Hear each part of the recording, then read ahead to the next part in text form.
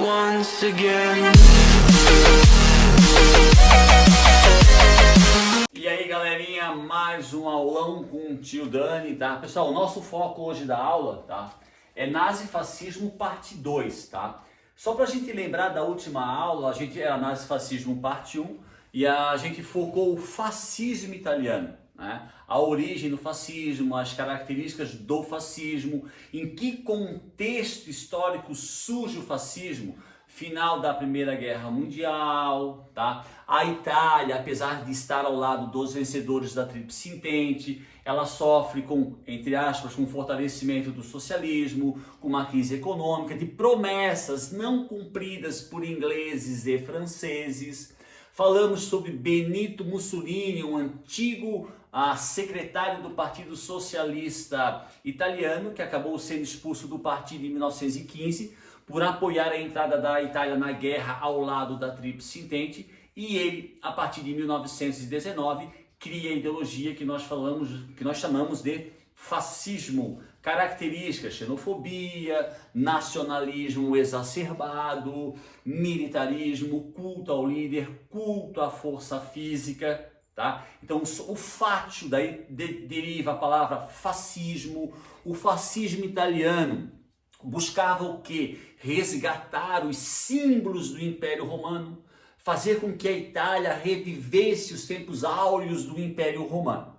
O fascismo de origem, galera, ele é da Itália, mas como eu falei na aula passada, em Nazifascismo parte 1, ele vai se espalhar por todo o continente europeu, inclusive chegando até o Brasil, no fascismo representado por Getúlio Dornelles Vargas, que nunca se autodenominou fascista, mas como diz os filósofos, para um bom entendedor, meia palavra basta.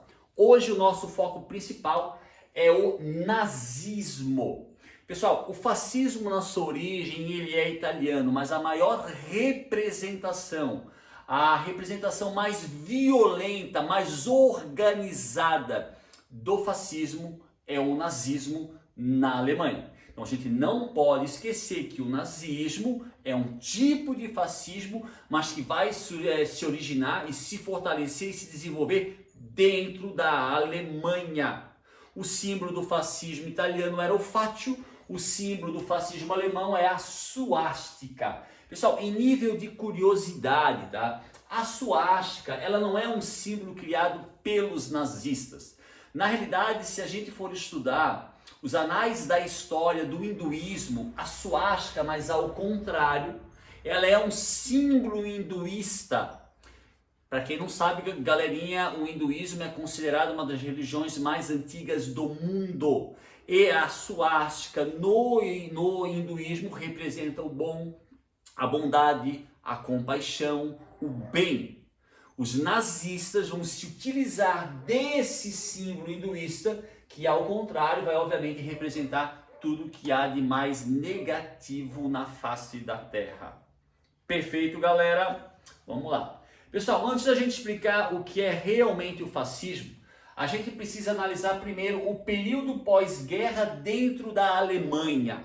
Então, no nazifascismo parte 1, a gente já observou que o período pós-guerra na Itália já não era legal, mas a Itália estava ao lado dos vencedores. Agora a gente vai analisar o período pós... Pessoal, Grande Guerra é a Primeira Guerra Mundial, é como a Primeira Guerra Mundial é chamada na Europa. Então a gente vai analisar certos aspectos, tá, do pós-guerra na Alemanha. Então, derrota na Primeira Guerra Mundial, pessoal, a gente não pode esquecer que a Alemanha foi derrotada na Primeira Guerra Mundial, mas não porque foi invadida ou bombardeada, porque ela não teve mais acesso aos financiamentos em dinheiro proveniente dos bancos.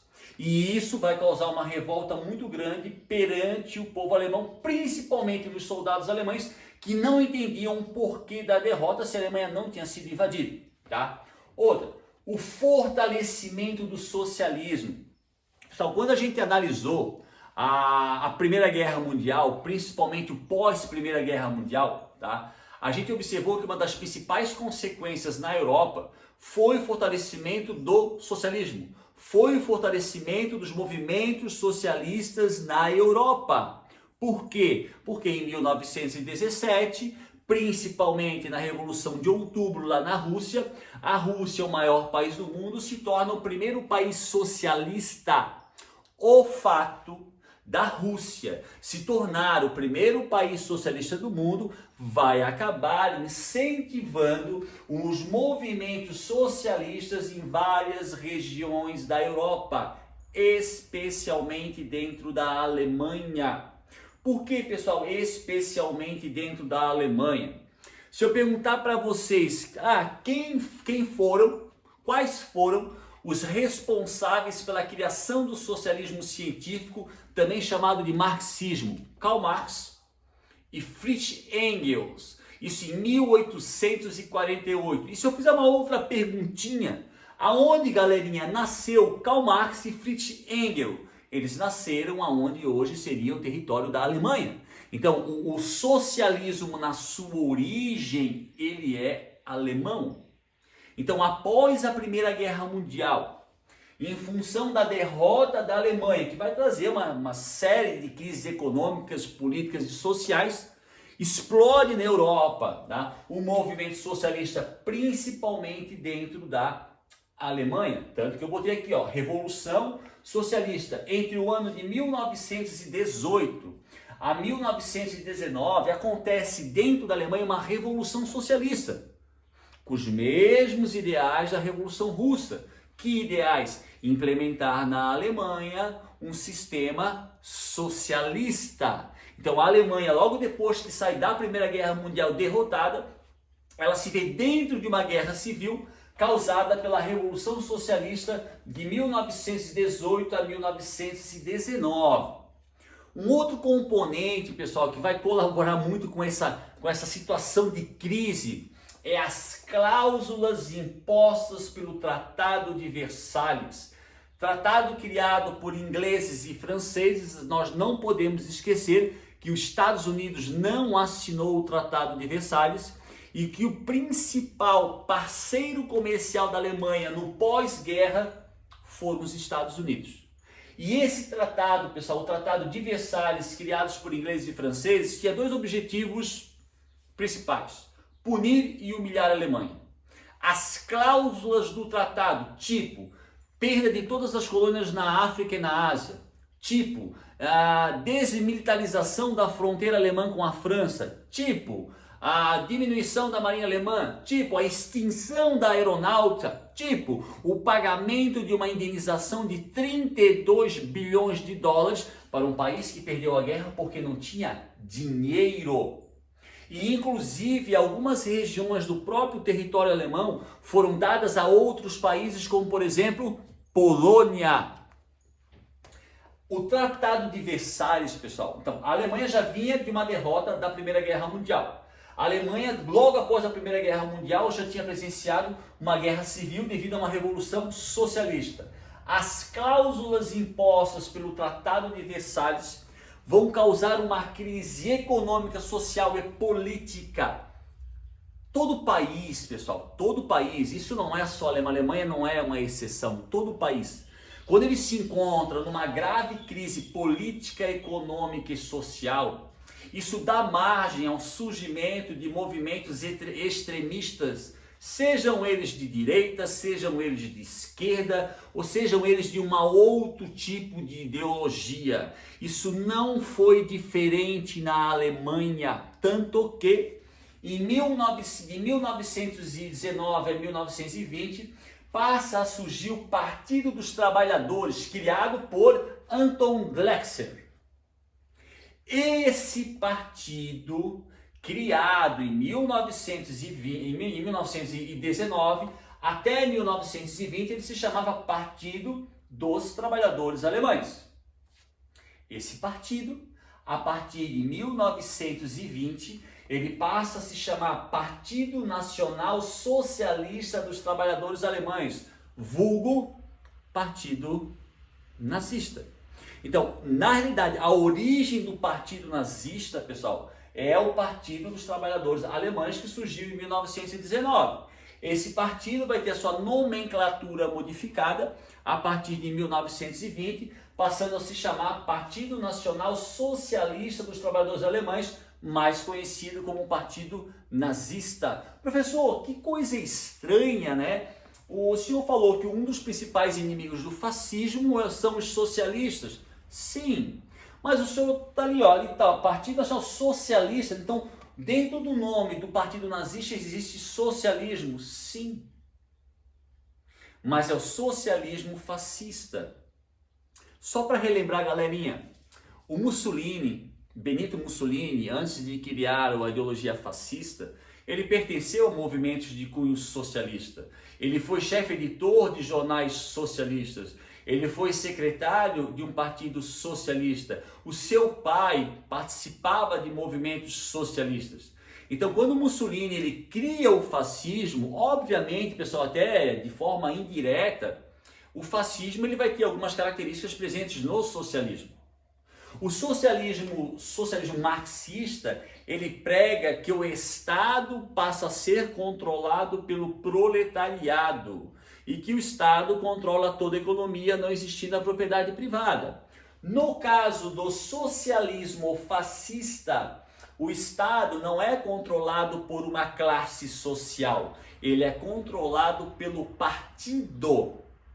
E no socialismo fascista não existe a propriedade estatal. Ele permite a propriedade privada, desde que a propriedade privada esteja a serviço dos objetivos do partido. Essa é a diferença. Tá? Então, em 1920, vai surgir oficialmente o que nós conhecemos como um partido nazista. Pessoal, e também em nível de curiosidade, o Adolf Hitler, que não é alemão, que ele é austríaco, tá? Ele não é responsável pela criação do partido nazista. Ele entra no partido em 1921. Ele não é um dos fundadores do partido. Ele entra no partido após a criação do partido. E o que o leva a muitas pessoas do partido a aceitarem o Hitler como membro, segundo reza a lenda, segundo as pessoas que tiveram contato com ele, seria sua perfeita oratória. Maravilha? Então aqui, ó, toda essa situação, pessoal, de caos político, social, econômico, fim da Primeira Guerra, derrota na Primeira Guerra Mundial, Revolução Socialista, as consequências do Tratado de Versalhes deram margem a grupos extremistas, dentre eles o Partido Nacional Socialista dos Trabalhadores Alemães, vulgo Partido Nazista, que não é de direita e nem de esquerda. Pessoal, essa foto é emblemática.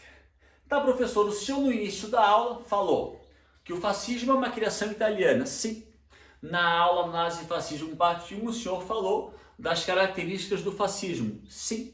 Mas o senhor também falou lá no Nazi-Fascismo Parte 1 que todas as características do fascismo italiano estão presentes no fascismo alemão, representado pelo nazismo. Sim. Mas o senhor também falou que no nazismo existem características não presentes no fascismo italiano. Sim.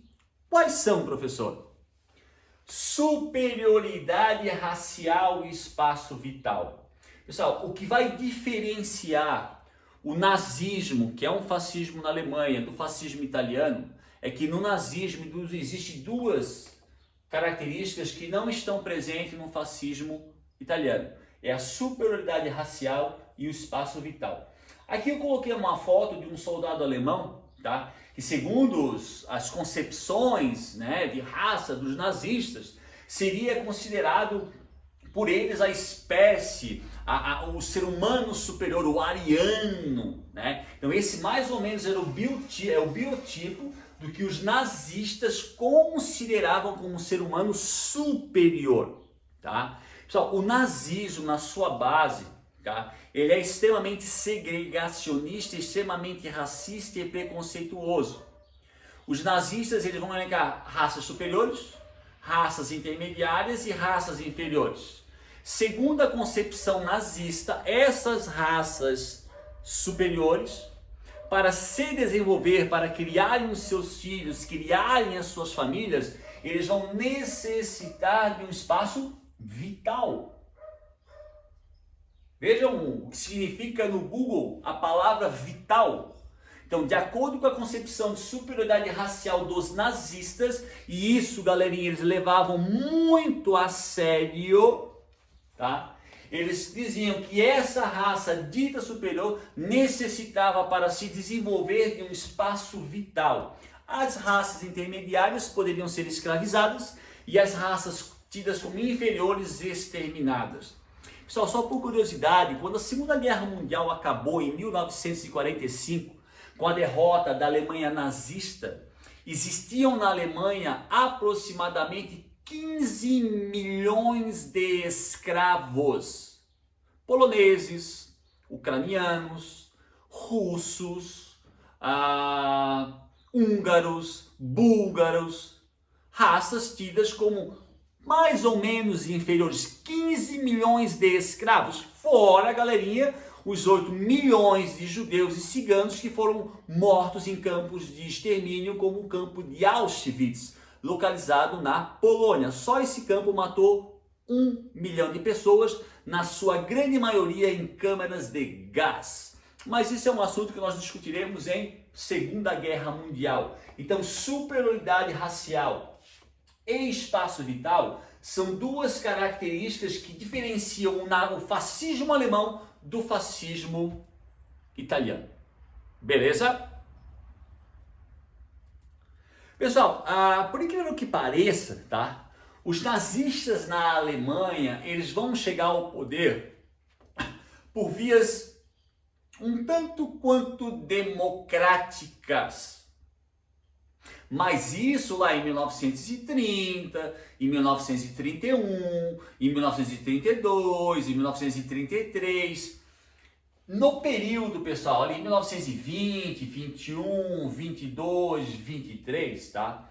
As pessoas têm um hábito, o senso comum é achar que o nazismo, desde o momento que ele nasceu, ele sempre foi um grande partido. Não. Eles tinham milícia, pessoal. Milícia significa um grupo de homens armados. Todos os partidos, não só o nazista, mas os socialistas, todos os partidos da época, eles tinham milícias, então eles tinham grupos de homens armados com o intuito de proteger a integridade física do alto comando do partido ou para baixar a porrada nos opositores, os nazistas nos socialistas, os socialistas nos nazistas. Então isso era muito comum na época dos partidos políticos, não só os nazistas terem milícias armadas. Quase todas elas, pessoal, em sua grande maioria, formadas por ex-veteranos da Primeira Guerra Mundial. Tá? Então ali, pessoal, antes da década de 30, o Partido Nacional Socialista Alemão, vulgo Partido Nazista, era um partido nanico. Vou dar um exemplo, em 1925, 1926, a Alemanha, lembrem da Primeira Guerra Mundial, quando a Alemanha perde a guerra, a monarquia na Alemanha acaba e a monarquia vai se transformar na República de Weimar. República é um governo como o nosso. Existe um presidente que é eleito, tem um parlamento que é eleito que faz as leis. Então, após a Primeira Guerra Mundial, surge na Alemanha a República de Weimar. Então existiam eleições diretas, era um país democrático, se elegia, tinha eleição para presidente, eleição para o parlamento, para governador, para prefeito, para vereadores, como uma república brasileira, tá? Os nazistas, por exemplo, em 1927, pessoal, dos 600 lugares, das 600 cadeiras que existiam dentro do parlamento alemão, chamado de Reichstag, os nazistas ocupavam 5, 10 cadeiras no máximo. Eles não eram, pessoal, até a década de 30 um partido grande.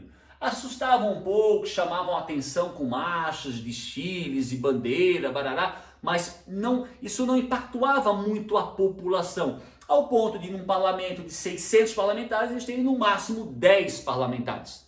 Tá? Tanto que em 1923, na região da Baviera, pessoal, é a região oeste do território da Alemanha, tá? O Partido Nacional Socialista Alemão, vulgo Partido Nazista, fez o Putsch de Munique. Putsch, pessoal, em alemão, traduzindo para o português, significa golpe, tá? O Partido Nazista, liderado agora por Adolf Hitler, né, que entra no partido em 1921, eles tentam derrubar o governo da Baviera, não é derrubar a república toda. A princípio, o Putsch de Munique de 1923, ele visualizava o quê? Derrubar o governo da Baviera e ponto final. Esse Putsch foi fracassado, em torno de 20 a 27 nazistas foram mortos, porque o golpe foi reprimido pelo exército e pela polícia da República de Weimar. O Hitler foi preso. Pessoal, esse acontecimento de prisão ele é muito estranho, tá? O Hitler ele foi preso, né? Ele foi preso, pessoal, por um golpe, um crime extremamente grave. Reza a lenda que durante o julgamento, alguns juízes, algumas autoridades do sistema judiciário da Baviera e da Alemanha compactuavam com certas ideias do nacional-socialismo, do nazismo. Tanto que a sentença do Hitler foi de 9 anos, mas ele cumpriu no máximo 9 a 7 meses de prisão. Então existem rumores, né? Eu nunca fui atrás para saber exatamente de que maneira, mas que o julgamento, que o juiz, o sistema judiciário que participou do julgamento do Hitler, um outro detalhe, foi dada a autorização para ele, pessoal, de se autodefender, ele não precisou de advogado, e foi dado um tempo vasto, que não era comum, era um tempo meia hora, não, ele pôde falar por horas e horas. E aí, obviamente, uma das principais características de Adolf Hitler era a sua oratória, mais o apoio, talvez, de alguns magistrados. Ele foi condenado a 9 anos, mas cumpriu no máximo de 7 a 9 meses. Durante o seu tempo de prisão, ele vai escrever o que nós consideramos a Bíblia dos nazistas, Mein Kampf, Minha Luta. Pessoal, esse livro ele é escrito ali entre 1923 e 1924. Nesse livro, tá, o Hitler ele vai descrever tudo que objetiva, tudo que ele pensa fazer caso um dia ele ocupe o poder máximo dentro da Alemanha. Então uma coisa assim, ó, que eu quero deixar bem claro, quando o Hitler toma o poder, através de vias um tanto quanto democráticas, não era, pessoal, novidade para ninguém as intenções, o pensamento, a base ideológica do Hitler, porque ele já tinha descrito tudo isso lá em 1924 no Mein Kampf. 24, pessoal, o partido nazista era um partido, como eu falei agora, não tinha 10 cadeiras dentro de um parlamento com 600 cadeiras. Então, nessa obra, escrita durante o seu cárcere, após o Putsch de Munique, ele vai descrever os seus objetivos caso um dia ele chegue ao poder, e ele chegou ao poder. Então, tudo que Hitler fez não era novidade. As pessoas que o apoiaram, na sua maioria, não vou dizer todas, já sabiam das suas intenções, do seu tipo de pensamento, da sua linha ideológica, estava em Mein Kampf. Uma outra coisa aqui, pessoal, que eu que eu botei por curiosidade, essa obviamente não é a bandeira nazista, a bandeira nazista é uma suástica. Tá? Essa era a bandeira da República de Weimar. Quando o Império ele acaba ali após a Primeira Guerra Mundial, a Alemanha se torna uma república, a República Alemã vai ser dominada pelos social-democratas. O que é social-democrata, pessoal? É um partido que não é nem de direita e nem de esquerda, ele é um meio termo entre a esquerda e a direita, é a social-democracia, tá? Se vocês tiverem curiosidade, pesquisem no Google, social-democracia. É um sistema, é um partido, tem uma ideologia que ela não é nem de direita e nem de, é um pouco de cada coisa. Então a Alemanha, da República de Weimar, politicamente falando, ela é dominada pela social-democracia e essa era a bandeira da Alemanha antes da instalação da ditadura nazista em 1934. Na realidade, hoje, pessoal, tirando esse símbolo do meio, essa hoje são as cores da bandeira da atual Alemanha. Tá? Uma bandeira que representava e que representa até hoje a social-democracia dentro do território alemão. Maravilha? Pessoal, até 1928, 29, o Partido Nazista, como eu falei antes, apesar de fazer desfiles, de agir com certa violência com as suas milícias, era um partido que na realidade não tinha um grande impacto perante a população alemã. nem o próprio Hitler, apesar da sua oratória. Mas após a crise de 29, ou com a crise de 29, tudo isso, pessoal, vai mudar. Lembrando da aula de crise de 29, a crise de 29, ela é uma crise que ela se origina na superprodução, ela vai causar a queda na Bolsa de Valores de Nova York, ela vai causar um colapso na economia estadunidense, que na época era a maior potência econômica do mundo. Consequentemente, quando a maior potência do mundo entra num colapso econômico, ela atinge todo o mundo capitalista, principalmente a Alemanha. Por que, professor, principalmente a Alemanha? Porque a Alemanha vinha se recuperando, ela já estava se recuperando dos danos da Primeira Guerra Mundial com a ajuda dos Estados Unidos. Como falei antes, o maior parceiro comercial da Alemanha após a Primeira Guerra Mundial é um país que não assinou o Tratado de Versalhes. Mas, com a crise de 29, a Alemanha volta novamente a entrar num processo de recessão, crise econômica, crise política, crise social, mas com um agravante. Pessoal, vocês devem estar assim, tá, professor, mas peraí, a imagem está um pouco complicada. O senhor colocou crise de 29, o assunto é nazismo, mas ali embaixo tem uma foto do Stalin segurando uma criança. Sim. Por quê, pessoal? A crise de 29 é uma crise no mundo capitalista. Capitalista. A União Soviética, desde 1917, desde outubro de 1917, era um país socialista onde não havia propriedade privada. Então, na União Soviética, desde 1917, a União Soviética não trabalhava com bolsa de valores. Se a bolsa sobe, se a bolsa cai, isso para os soviéticos da época era irrisório. Então, a União Soviética, na época, governada por Stalin... Pessoal, eu coloquei essa imagem proposital porque uma das características do fascismo, seja ele italiano ou alemão, é o culto ao líder. Isso aqui também é uma característica do socialismo stalinista, o culto ao líder. Mostrar que o Stalin é uma pessoa boa, segurando uma criança, a bondade, as flores brancas... Isso também, o culto ao líder, o culto à força física, o militarismo, também eram características do socialismo soviético, principalmente durante o período do governo do Stalin. Como a União Soviética, pessoal, não foi atingida pela crise, o que Stalin sabiamente fez? Ele divulga pelo mundo uma propaganda que na realidade na época era real. O capitalismo não dá certo, e a crise de 29 provou isso, e o socialismo sim.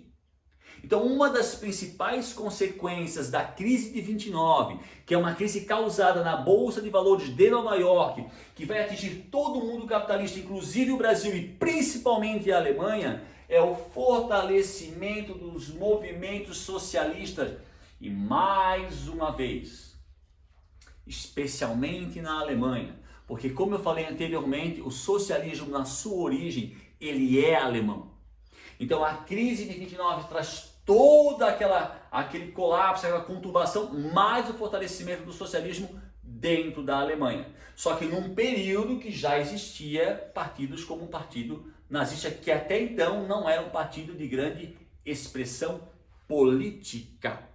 Mas agora tudo vai mudar. Após 29, como eu falei agora, pessoal, a Alemanha volta novamente, a viver sobre uma crise econômica, social e política, vai presenciar um fortalecimento estrondoso do movimento socialista na Alemanha, inclusive nas eleições, tá? E o fortalecimento do socialismo vai causar um temor gigantesco, não só na burguesia alemã, pessoal, mas na burguesia europeia em geral, mas principalmente na Alemanha, que é o nosso foco agora, porque foi a Alemanha que provocou a Segunda Guerra Mundial, tá? A burguesia alemã, especialmente a alta burguesia, vai ficar apavorada com o fortalecimento do socialismo, e apesar da burguesia alemã não compactuar muito com as ideias do nazismo, uma grande parte, pessoal, dos grandes empresários alemães não compactuavam com as ideias de Hitler. nem consideravam Hitler grandes coisas. Mas por que essa percepção muda com a crise de 29? Porque a alta burguesia passou a ter o temor da Alemanha se tornar um país socialista como a União Soviética. E se a Alemanha se tornasse um país socialista como a União Soviética, a Alemanha não teria propriedade privada e eles perderiam a propriedade privada e automaticamente não teria burguesia. Apesar de não compactuarem na sua maioria com os nazistas, a partir de 29, com o medo da ascensão política socialista dentro da Alemanha, especialmente a alta burguesia alemã passa a financiar o partido nazista. Pessoal, eu botei uma imagem aqui proposital, que isso aqui é uma imagem de propaganda, tá? Aqui é um nazista que tem a suástica aqui, dando um soco, um murro em socialistas. Por que eu botei uma imagem de uma propaganda nazista? Porque esse financiamento realizado ou proveniente da alta burguesia, os nazistas vão usar principalmente em suas campanhas eleitorais. Nós não podemos esquecer que isso aqui é uma república, então existem eleições. Os nazistas não tinham interesse em fazer um golpe, eles tentaram uma vez e não conseguiram. Então eles iriam entrar no poder de forma democrática. E o que vai ajudar a essa ascensão política nazista é o dinheiro proveniente da alta burguesia, que tinha um medo gigantesco de que a Alemanha se tornasse um país socialista. Socialista, não existe propriedade privada, automaticamente não existe burguesia. Então é a partir de 29, dali para frente, que o Partido Nacional Socialista dos Trabalhadores Alemães deixa de ser um partido de pouca expressão e passa a ser um partido de grande expressão dentro do cenário político da Alemanha. Beleza? Opa, I'm sorry. Pessoal, eu botei 3 datas emblemáticas aqui. Em 1930 vai ter uma eleição para o parlamento alemão. Que nós chamamos hoje de eleição para deputado, para senador, tá? Nessas eleições, pessoal, só para ter uma ideia, até 1930, os nazistas tinham das 630 cadeiras do parlamento, 12 cadeiras, 12 deputados ou 12 parlamentares. Após a eleição parlamentar de 1930, os nazistas passaram de 12 para 107 cadeiras.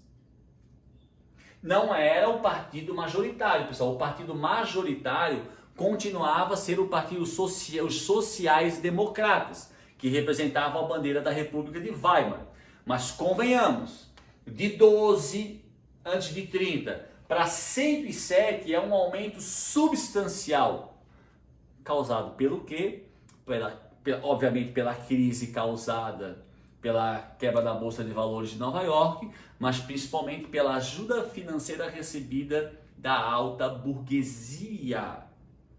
Aqui, o partido nazista já deixa de ser aquele partido com pouca expressão e já se torna um partido consolidado dentro daquele cenário político pós-crise de 29. Os sociais-democratas são a maioria ainda, eram a maioria ainda, mas agora a voz dos nazistas cresce dentro desse contexto. 1930, pessoal, eleições presidenciais. O Hitler disputou as eleições, tem mais os candidatos que eram socialistas, mas o resultado foi a vitória de Paul von Hindenburg. O Hitler ficou em segundo lugar, mas com uma votação substancial, pessoal. Alguns milhões de votos a candidatura a presidente de Adolf Hitler, que perdeu, ficou em segundo lugar. Mas se vocês olharem a quantidade de votos, professor, mas olha, algumas milhões de pessoas votaram nele. Isso mostra o quê? Um aumento da influência nacional socialista dentro da sociedade alemã. Mas a vitória foi do Paul von Hindenburg, que na realidade estava se reelegendo. Um herói alemão da Primeira Guerra Mundial, mas um senhor já com uma idade um tanto quanto avançada. E em 1933 acontecem várias coisas. Pessoal, em 33, tá? Por um aumento da influência nazista dentro da sociedade alemã, existia na República Alemã o cargo de chanceler. Chanceler seria assim o que nós conhecemos como vice-presidente ou um braço direito do presidente. Devido ao aumento da influência nazista no cenário político, mesmo contra a sua vontade, porque o Hindenburg simplesmente detestava Adolfo Hitler, detestava, essa é a palavra exata, ele acabou nomeando por influência, pelo aquele contexto político-social, Adolfo Hitler em 1933 chanceler da Alemanha. Então seria o segundo maior cargo dentro do governo alemão. No ano de 33 também aconteceram eleições parlamentares, mas agora com Hitler como chanceler e os alemães agora, os nazistas com uma quantidade considerável de parlamentares. Essas eleições, elas foram marcadas por muita violência e algumas fraudes. Tanto que o resultado das eleições fez com que o parlamento alemão fosse composto em sua maciça maioria por integrantes do Partido Nazista, o Partido Nacional Socialista dos Trabalhadores Alemães. Então, por isso que eu falei, tanto quanto democrática. Aqui em 30, a quantidade de nazistas aumentou de forma substancial de 12 para 107, apesar de perder as eleições por Hindenburg, por pressão do cenário político da época, o presidente alemão em 33 é forçado a nomear o Hitler chanceler, segundo maior cargo do país. Em 33, já com o parlamento composto de uma grande quantidade de nazistas e o Hitler no poder, há uma eleição parlamentar marcada por intensa violência e fraude, onde o parlamento alemão, o Reichstag, agora é composto na sua maioria por nazistas. Em 1934, acontece a morte do presidente Hindenburg, que era um presidente já extremamente velhinho, e aí o Hitler, além de chanceler, ele assume o cargo de presidente, e a partir de 1934 é instalada a ditadura nazista na Alemanha, que vai até 1945, ao final da Segunda Guerra Mundial. Então começamos agora. Pessoal, eu vou falar um pouco mais sobre os nazistas, mas quando a gente falar sobre Segunda Guerra Mundial, tá? Isso aqui seriam algumas características do período que vai de 33 a 39, que é o ano de deflagração da Segunda Guerra Mundial. Então seriam ações e implementações realizadas pelos nazistas desse período de 33 a 39. Descumprimento das cláusulas do Tratado de Versalhes, rearmamento da Alemanha, então fortalecimento da aeronáutica, da marinha e do próprio exército. Em 35 na Alemanha foi instalado, novamente implementado o serviço militar obrigatório. Em questão de 2 anos, o exército alemão de 100 mil, que era o que previa a cláusula do tratado, passou para 800 mil. O cerceamento de todas as liberdades. O nazismo é fascismo, pessoal. Então não existe liberdade de expressão, liberdade de pensamento, liberdade de culto, liberdade de nada. Então, a partir da implementação da ditadura nazista, todas as liberdades foram cerceadas. Segundo, implementação de leis segregacionistas. Uma das principais características do nazismo é o antissemitismo. O que é antissemitismo? Considerar o judeu um ser inferior, considerar o judeu o maior inimigo. Quando os nazistas se tornam autoridade, se tornam um poder, eles passam a implementar leis de segregação aos judeus. Quer dizer, o judeu hoje não pode frequentar praças. O judeu não pode estudar em escola pública. O judeu não pode ser dono de loja. Ao ponto de uma lei obrigar os judeus a toda vez que eles saírem às ruas, eles deveriam sair às ruas com uma roupa grudada aqui do lado, a estrela de Davi, que seria isso aqui, ó. O judeu, na Alemanha nazista, após essa criação dessa lei de segregação, para ser identificado como judeu, ele sairia todo, pessoal, isso era lei. Isso era lei. Se um policial pegasse e descobrisse que a pessoa era judia ou um judeu, sem isso ela era presa, espancada ou poderia ser até morta. Isso era lei. Então todo judeu, a partir do governo nazista, é obrigado a usar essa representação dos judeus, que é a estrela de Davi, que inclusive está presente na bandeira de Israel, que é um estado judaico. Então os judeus teriam que sair na rua com essa estrela. Isso é obrigatório. Automaticamente, obviamente, eles teriam atos de violência contra eles. Isso é o maior símbolo da segregação dentro da Alemanha nazista, principalmente com relação aos judeus. Eu quero só fazer uma observação. Pessoal, tudo isso, rearmamento da Alemanha, fortalecimento do exército, da marinha e da aeronáutica, leis de segregação, em muitos casos violentas contra os judeus, o cerceamento de todas as liberdades, o descumprimento das cláusulas do Tratado de Versalhes, tudo isso era de conhecimento de todos os países da Europa e fora da Europa, inclusive de americanos, ingleses e franceses. Então, tudo isso acontecia na Alemanha, não era às escondidas. Tudo isso era de conhecimento das maiores potências europeias, inclusive dos Estados Unidos. E principalmente com relação à implementação de leis segregacionistas, isso não trouxe nenhum tipo de ação contra o governo nazista. Pelo contrário, meus queridos, o fortalecimento bélico da Alemanha, aos olhos de ingleses e franceses, era algo positivo, porque na época, pessoal, os ingleses e franceses tinham medo muito maior de uma invasão soviética do que uma guerra contra a Alemanha. Eles não só não fizeram nada, como eles achavam algo positivo, a Alemanha se tornar uma superpotência, e nada, absolutamente nada fizeram com relação a essas leis de segregação com relação aos judeus.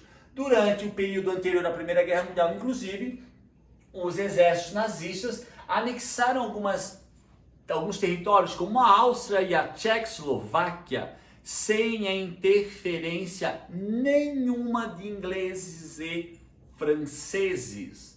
Professor, então o senhor está dizendo que os nazistas chegaram ao poder, se desenvolveram, se fortaleceram, criaram os campos de concentração. O primeiro campo de concentração foi criado em 1930. Fizeram tudo isso e as principais potências da Europa, eles não fizeram nada. Exato. Quando resolveram fazer alguma coisa, aí explode a Segunda Guerra Mundial. Tá? Para finalizar, pessoal, ali em 1939, antes da deflagração da Segunda Guerra Mundial, que foi em setembro do mesmo ano, a União Soviética do Stalin e do Hitler, por incrível que pareça, eles assinaram o Pacto de Não Agressão, que seria o Pacto de Não Agressão Germano-Soviético. Foi um pacto criado um pouquinho antes ali da Segunda Guerra Mundial, aonde o Hitler, aonde o Hitler e o Stalin assinaram o seguinte acordo. Quando a Alemanha assina esse acordo com a União Soviética, pessoal, ela já tinha a pretensão de dar início à guerra. Ela assina esse acordo com a União Soviética porque naquele momento a Alemanha não tinha nenhum interesse em entrar em conflito com os soviéticos, naquele momento. Segundo o Pacto de Não Agressão Germano-Soviético, assinado em setembro de 39, um pouquinho antes da Segunda Guerra Mundial, foi estipulado que as duas potências não entrariam em conflito por 10 anos. Esse é o prazo que os dois não entrariam em conflito. E esse pacto, pessoal, isso aqui é um mapa da Polônia. Isso é um mapa da Polônia. O pacto decidiu, um pacto onde não havia presença da Polônia, que o território polonês seria dividido, o leste pertenceria à União Soviética e o oeste pertenceria aos nazistas. Então, no Pacto de Não Agressão Germano-Soviético, sem a presença dos poloneses, os alemães nazistas, os nazistas, aliás, e Stalin assinaram um pacto dividindo a Polônia. Tanto que a Primeira Guerra Mundial, aliás, a Segunda Guerra Mundial, ela começa em setembro, quando os alemães invadem o território da Polônia. Tanto que a nossa última imagem é a Segunda Guerra Mundial, que será a nossa próxima videoaula. Esse aqui é uma foto de um soldado alemão com uma granada, tá? E a Segunda Guerra Mundial, ela será deflagrada em 39 e ela durará até 1900. Ela é deflagrada em setembro de 1939. No dia 8 de maio de 45 ela acaba na Europa e no dia 2 de setembro ela acaba quando são atiradas as 2 bombas atômicas, quando o Japão se rende no dia 2 de setembro de 1945. Então, na nossa, pessoal, próxima videoaula, a gente vai focar principalmente na Segunda Guerra Mundial, onde a Segunda Guerra Mundial é dividida em 2 fases, de 39 a 45, primeira fase, de 39 a 43, a primeira fase, de 43 a 45, a segunda fase. Então, aguardem a videoaula Segunda Guerra Mundial, parte 1. Beleza, galera? Galera, aquele lembrete de sempre. A videoaula, galerinha, tem a vantagem. Vocês não precisam assistir ela inteira, do início ao final, no mesmo momento. Vocês podem parar, continuar numa outra hora, num outro, e se organizarem melhor. Essa é a vantagem. E quando vocês tiverem, pessoal, alguma dúvida com relação às aulas, pergunte ao seu professor. Ou via redes sociais, ou plataforma, ou numa videoconferência. Tirem as dúvidas com o professor e se organizem, anotem, vejam um pouquinho agora, um pouquinho depois, se organizem. Beleza, galera? Galera, não esqueçam de curtir no canal, não esqueçam de se inscrever no canal e estudem. Tenham uma rotina de estudo. Beleza? Galera, agradeço a presença de todos, é um prazer inenarrável estar com vocês. Um beijão e aquele abraço. Tchau, tchau.